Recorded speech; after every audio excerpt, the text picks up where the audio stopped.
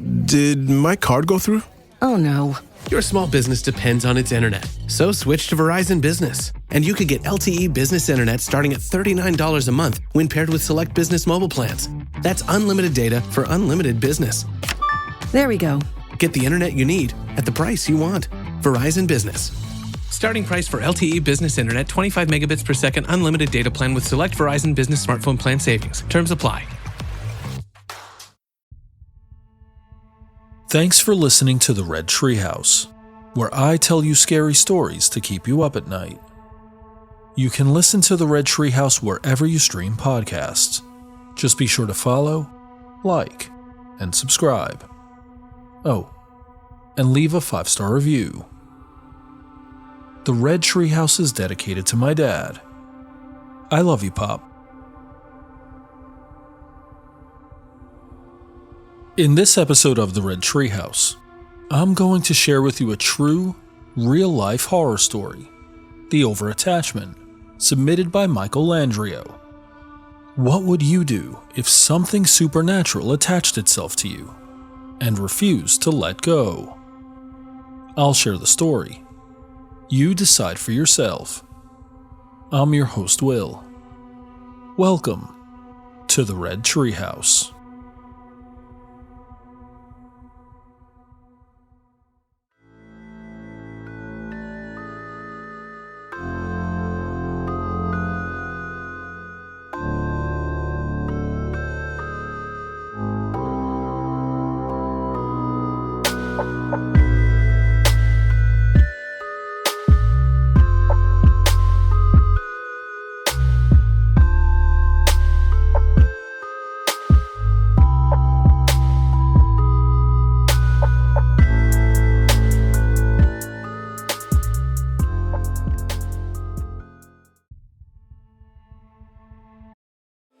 Whether you bond over streaming binge-worthy videos, watching sports recaps, video gaming, or by unplugging altogether, the 2026 Lincoln Nautilus Hybrid helps keep you connected throughout your journey. Learn more at Lincoln.com. Available connectivity features and functionality vary by model. Package pricing, trials, and term lengths vary by model. Video streaming and games are only available while parked.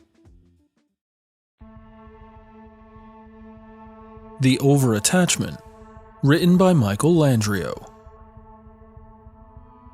This story neither needs nor will be given any embellishment. It is an account of everything I can remember about the terrible haunting and spirit attachment that led me first to St. Mary's Church, then to St. Mary's Hospital. Now, before we proceed further with the embarrassing and horrifying details, I'll need to give you the relevant lowdown on this old fellow a phantom once befriended, because trust me, you will have questions. First, I don't do and have never done LSD or any other hard drug. I mention this not in judgment of others, but because it tends to be one of, if not the very first thing people ask after hearing this story. I was not intoxicated in any manner when this happened. Second, although I am bipolar, there was and still is not any history of auditory or visual hallucinations. Furthermore, this was not mania, nor was this depression. I was 40 years old and had been through both extremes many times. I know all too well what they are. This thing here was a new type of terror. Lastly, I have always believed in and respected the paranormal. I did not instigate this situation in any conscious way. I was not using a spirit board, ghost box, or an electromagnetic field detector. I did not attempt to summon anything. Okay. Alright. Here we go. This was a life-changing experience that began a few days after my wife and I drove through a local cemetery to look for an old family plot. I walked around the grounds respectfully as she waited in the car. I saw many local last names I recognized, and some that I did not. When I couldn't find what I was curious about, I made my way back to the car and we went home. It was the middle of the day. Nothing too scary, right? A few days later, while washing dishes alone, I suddenly had a strange and strong feeling that I was being watched. It was a very brief moment, which couldn't have lasted more than 2 or 3 seconds. I wasn't about to worry about it though, because hey, these things happen to everyone from time to time, right? It was probably a temporary equilibrium imbalance. No big deal. I went on with my chores. In just a few hours, it would happen again. And then again. I foolishly shrugged it all off and somehow managed to convince myself that my ears just needed to be cleaned.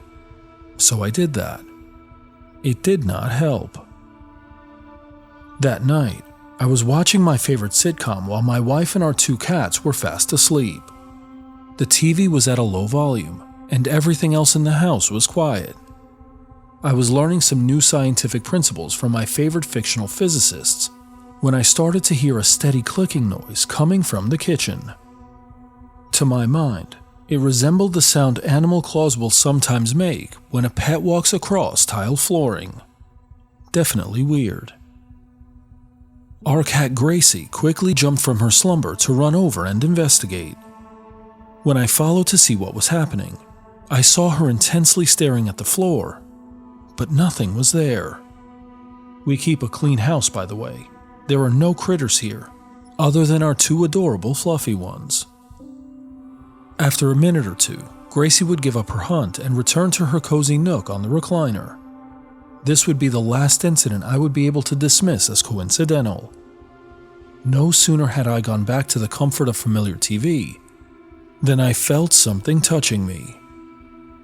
The sensation had a distinct pressure, a very specific weight that is still difficult to explain. It can perhaps best be described as a warm, almost electric, persistently moving vibration localized to the energy center located below the navel, known as the sacral chakra. To speak plainly, it was as if something invisible had somehow been able to get immediately through my clothes, directly to my skin, and was trying to have sex with me. Yes, I do know how that sounds, but this wasn't the tickle of a stray hair or some thread that came loose from my clothing. It wasn't the itch of dry skin. There was no mistaking what I felt. When the incident was over, I sped right through the state of shock and crossed almost immediately over into its neighboring state of panic. I then did what most people do when we feel scared and helpless. I quickly grabbed my phone with intent to find magical answers and internet cures. But I just stared at the blinking cursor on the screen. I had no idea what to even search for. How was I seriously supposed to ask a search engine if ghosts can have sex with people? Well, once I gathered the courage to press go, one thing frantically led to another, and I very soon stumbled upon the vast, complicated topic of demons and demonic energy. More specifically, it would be the information about the entities known as succubi and incubi that would grab my attention. I suppose you could say that I took a cursory crash course in the behavior of unpleasant spirits. While by no means would I go on to earn a doctorate in demonology, I would learn that a succubus is a female sex demon, and an incubus is its male counterpart. These are entities which can feed on energy stored down there in the sacral chakra. I was surprised to learn that I was not alone in suffering an attack of this kind, and that others have lived through the same, or something similar. Many had no history of mental illness. My experience differed from what the literature described in a striking way. Nearly every article I found stated that entities such as these most commonly first appear in vivid dreams. I was fully awake when this happened, and had not been having any nightmares at that time. So was my experience an anomaly? Or could it be that this, much like most everything in life, was not a one-size-fits-all phenomenon? Over the coming days, there would be similar encounters that became both stronger and longer in duration. The entity grew increasingly confident. It held me down and was somehow able to keep my legs from moving. At one point, I could even feel it in my mouth. This was not fun or a dream. And this was not porn. My wife witnessed several of the attacks, and if you want to talk about embarrassment on a monumental scale, well, this would be it. And more would be to come. We had to notify my mom because, to be honest, I wasn't sure if I was going to survive this. She would end up staying with us for a few days. To be safe, we tried a trusted home remedy for ridding oneself of unwanted spirits. We burned sage in each room of the house, but as I suspected, whatever this was, it was attached to me personally. It left my family alone, and I'm thankful for that. I was so frightened, physically fatigued, and mentally exhausted that I actually sought out a priest. That was a bizarre experience all on its own. It had been decades since I had seen the inside of St. Mary's Church, where the three of us went to meet the priest. When we arrived, God's house was empty. We walked in and sat in the first pew, mere feet away from where I was baptized, and would later receive my first Holy Communion. Truth be told, I never actually took the sacrament. I spit it out during the ceremony. So now that I think about it, maybe I did deserve to have a monster follow me around all day and night. In my defense, though, the wafers being used to symbolize the body of Christ in the 1980s were made of some strange substance, which both resembled and tasted like styrofoam. Picture a flat, circular packing peanut with a generic cross carved into it. When I think of the Catholic Church and all of its imagery of guilt, I'm surprised that they wouldn't just carry it that extra mile and make the picture a full crucifix. In any event, we waited there for some time, but no one came out to greet us, so we started to leave. That's when I saw our Father arriving. He was not in heaven. No, he was in the parking lot. After speaking a few words, the priest placed a hand on my head and mumbled something which sounded like a prayer, but could just as easily have been his weekly grocery list. It was a discount exorcism, a dollar store banishment. I don't know. Whatever he meant for it to be, it didn't work. In fact, the situation would soon become much worse. The encounters grew extremely intense and did not stop. I could now feel the thing everywhere. Everywhere. The entity was able to move, sway, and take control of my body. It threw me around, even against the wall when I wouldn't cooperate, and as anyone who knows me can tell you, I usually do not. So there lies the reason I call this an attachment and not a possession. My thoughts were my own. My preferences, opinions, stubbornness, and memories did not change. I didn't suddenly know things I never knew. I wasn't able to speak an ancient tongue or write in secret script. I was still myself. I felt hopeless. In a way, it began to seem as if this had been going on for years. I lost track of time. I have always been self-aware, and I knew what needed to be done. I told both my mother and my wife to take me to the emergency room so I could put myself in St. Mary's Hospital for a 72-hour voluntary hold. We'll continue with the story right after this quick ad break. About every summer, we meet for a trip. Vacation has officially begun on Netflix. To best enjoy your trip, we suggest the following itinerary. I say we just wing it. Wing it. See where the wind takes us. From best-selling author Emily Henry Are you guys like a thing? Oh, no, we're just friends. Platonic, travel companions. comes your next favorite rom-com. Who wants to go skinny dipping? Alex does. Vacation, Alex! I love it when you get weird. People We Meet on Vacation, now playing on Netflix. Rated PG-13, may be inappropriate for children under 13.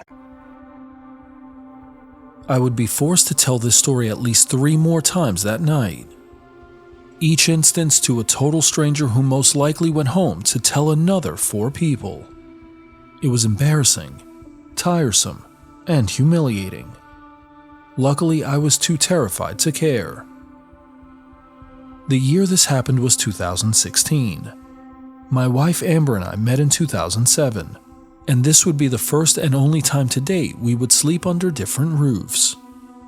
I gave her a tearful hug and a kiss goodnight as I stood to be taken through the inpatient unit doors. My mom was visibly shaken. It broke my heart then, and it still does now, to think about how upset she was. But I knew this was the right thing to do. I gave her a hug as well. They would later tell me that they kept my younger brother, who lives out of state, abreast of the situation via text messages. I know that throughout my life, I should have done better for him, and I'm ashamed when I wonder what he thought about all of this. The nurses said it was time to go, and the doors closed. By the time the initial ER visit ended and the intake routine ran its course, it was almost 1 a.m. The psych assistants brought me to a room and immediately took my shoelaces. That's just safety procedure on a psych unit, but who knows? Perhaps they were worried I'd strangle the demon before the doctors could meet it. I went through that first night sleepless and restless. The entity's presence and energy was on me the whole time, and I felt very self-conscious about how it might look to others. Perhaps that sounds vain and self-absorbed, because obviously everyone on the unit was dealing with their own issues, but it's honest. It was a problem I did not, but should have anticipated. There were now other people around. I was going to have to fight off demonic sexual advances in public. A nurse took my blood and vitals early in the morning and asked if I was going to eat breakfast. I overenthusiastically refused, and may have suggested someone throw holy water in the kitchen, because the food smelled horrid. That didn't really need to be said. Everyone on the floor with a nose already knew. I stayed in my room and waited for the doctor to make his rounds. Yet another stranger I'd have to tell my terrible tale to. I wouldn't meet him until late that afternoon. He seemed young for a psychiatrist and was so far out of his depth with all of this. But in his defense, I think most anyone would be. I was in a stranger than strange situation with an entity attached to me. That was my point of view, plain and simple. He, however, had his own opinion. He had decided that what I was dealing with was not a sex-crazed spirit, but in fact, was psychosis. In medical terminology, he said the sensations I had been experiencing are called tactile hallucinations. In other words, I was feeling something touch me that in quote-unquote reality was not there. All of this led to a temporary change in my diagnosis from bipolar disorder to schizophrenia. Although I still don't agree with his assessment, I can certainly see and understand how the doctor arrived there. My meds were adjusted to agree with the Diagnostic and Statistical Manual of Mental Disorders, the DSM, which is the psychiatrist's equivalent to the Bible. When in a Catholic hospital, metaphors, symbolism, and irony are everywhere. The next day I saw a chaplain, a pastoral caregiver from the palliative care department. She was sort of like a soft-spoken spiritual advisor who wanted to chat about God, quote, only giving me the things I can handle, end quote. She was a genuine, kind woman who you could tell truly believed what she said. Unfortunately, I was not as convinced. Now, I suppose I've never had a real sunny disposition, but as someone who struggles with depression, it's not easy. I felt bad for not having as much faith as she did. From my point of view, the sun wants me to only see the pure and pretty possibilities of being alive. This to me is nearly impossible when as soon as I open my eyes, I'm thrown into the endless battle for my very limited energy. A note here on depression, and perhaps this is a tangent, but it speaks to state of mind, mood, and possibly demonic attraction. All objects, including humans, have a natural frequency at which they vibrate. This is a fact, but it's also something I don't know much about, so I will not pretend to. There are theories which say that negative thinking can lower a person's frequency and therefore attract entities, which feed off of these thoughts. So I guess the question here could be, did my depression attract a demon? I know that I tend to keep a foot and 9 toes in the door of pessimism, but I was doing my best navigating life. 2 days into treatment, and I was still feeling the thing touch me. I was finally able to get some sleep, but I didn't feel rested. I was drained.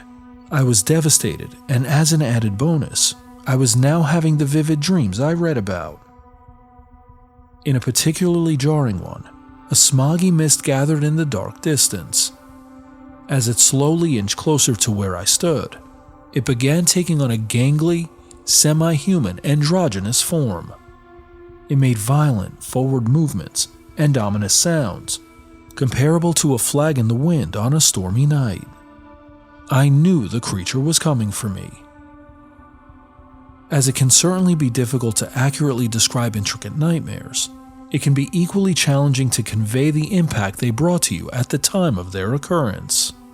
I would say that in the case of this one, if you can imagine a creature made from air pollution that may or may not have once been alive, then you would have a decent image of what this thing looked like. It leaped into the air, and in a cold split second, we were face to face. It stood and stared at me, heaving, seething, and drooling. It repeatedly screamed at a horrifyingly high and primal decibel level that could rival anything Hollywood has ever made. You can't get rid of me that easily. I woke in pure panic and shaking sweat to feel the entity on top of me. My entire midsection was intensely vibrating, front and back. I forced myself out of bed and shook it off as fast as I could. I walked like a frightened child to the nurse's station and confided in the psych assistant at the desk. He was extremely busy scrolling on his phone and was kind enough to do his job. He was so extremely helpful. He gave me the most thoughtful, uplifting professional advice. He told me to go back to sleep. He was just another pseudo-therapist in pursuit of a clipboard and a title. He didn't have a brain large enough to hold insight, manners, or basic human kindness. When I returned to my room, I once again felt humiliated. I sat on the edge of the bed with my head in my hands. When I finally looked up, it was the next morning. The psychiatrist didn't know what to do with me, and I couldn't really expect him to. I thought perhaps he'd send me for a neurological exam, but he was still leaning heavily into me being schizophrenic. He persuaded me to stay an extra day, but honestly, I was losing what little hope I had for recovery. If it weren't for my family, I don't know what would have happened to me. I was giving up. My father was a courier for the hospital at the time and brought me coffee each morning.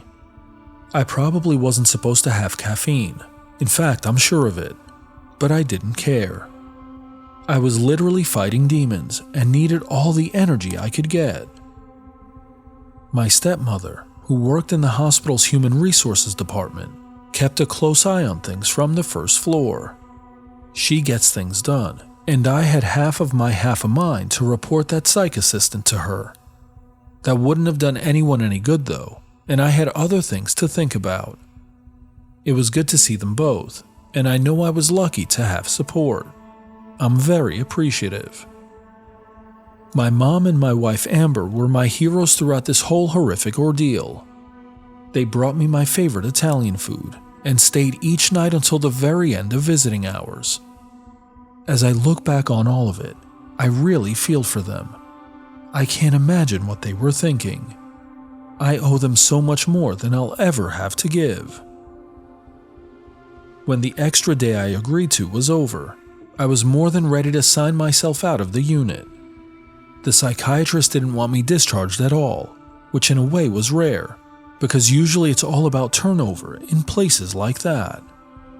They like to keep things moving and fill those beds like customers at tables in a restaurant.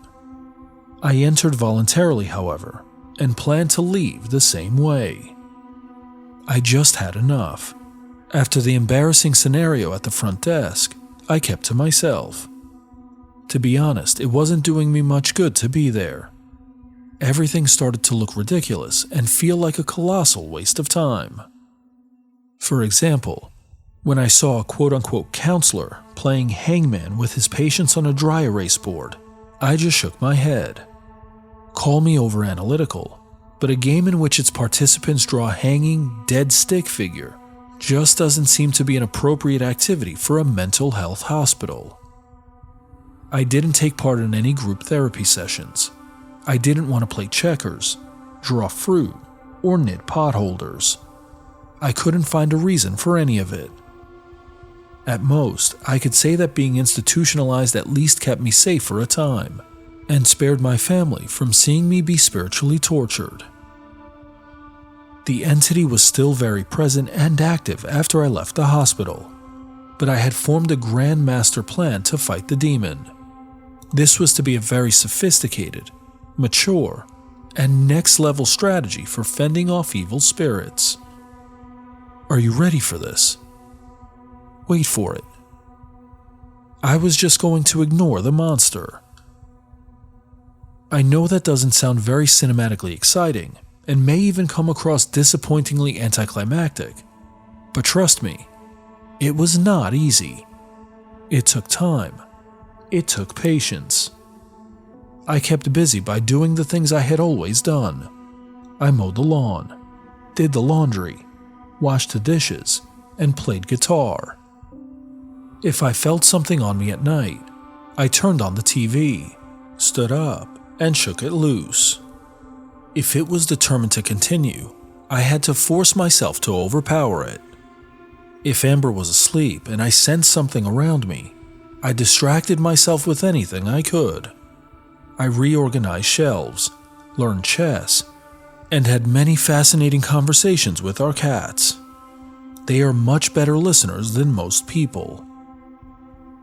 Managing this monster as well as the beast that is bipolar disorder proved to be a task that was almost Herculean. I struggled as we each do in our lives. I fought each battle uphill, not expecting to win the war, but just trying to see an end to it. Gradually the encounters decreased, and thankfully they stopped. I figured either the thing had lost its strength from not being able to steal my energy, or it had just become bored with me.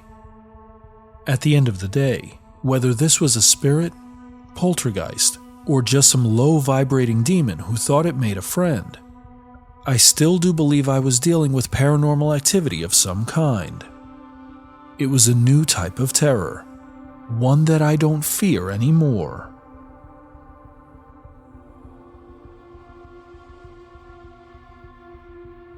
A huge shout out to Michael Landrio for sharing this genuinely scary true story. As a reminder, you can find the written copy of The Over-Attachment on Kindle Unlimited. I'll post a link in the show notes. As we close this episode of the Red Treehouse, we're left with this lingering question. What would you do in a similar situation? I've shared the story. Now you decide for yourself. I'm your host, Will. Thanks for joining me in the Red Treehouse.